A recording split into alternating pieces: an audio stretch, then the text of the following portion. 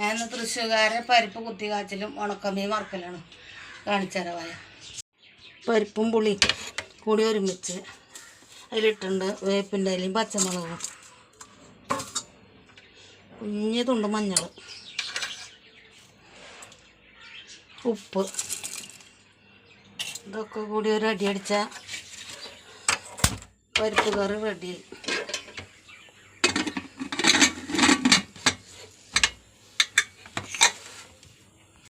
പരിപ്പ് അപ്പുറത്ത് അടുപ്പത്ത് വേണ്ട, അപ്പോൾ നമുക്ക് ഇവിടെ ഉണക്കമീൻ വറുക്കാം. ചട്ടി വെച്ചു, എണ്ണ ഒഴിക്കും. എണ്ണ ചൂടായി വറുക്കാതെ ഇടുന്നു.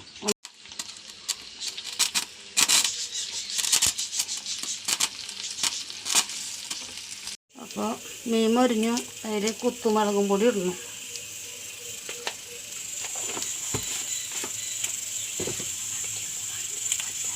പരിപ്പ് ഒരു വിസിൽ വന്നു, അപ്പോൾ ഓഫാക്കിയിടാം. പരിപ്പും പുളിയൊക്കെ വെന്തു, അത് കാച്ചി ഒഴിക്കാം.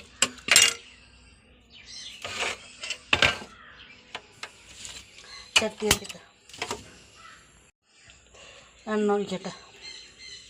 എണ്ണ ചൂടായി വെളുത്തുള്ളി ചുവന്നുള്ളി വേപ്പിൻ്റെ ഇല. അപ്പോൾ ഉള്ളിയൊക്കെ മൊരിഞ്ഞ് കുത്തുമുളകും പൊടി ഇടണം. മൊരിഞ്ഞ് ഇതിലേക്ക് ഒഴിക്കുന്നു.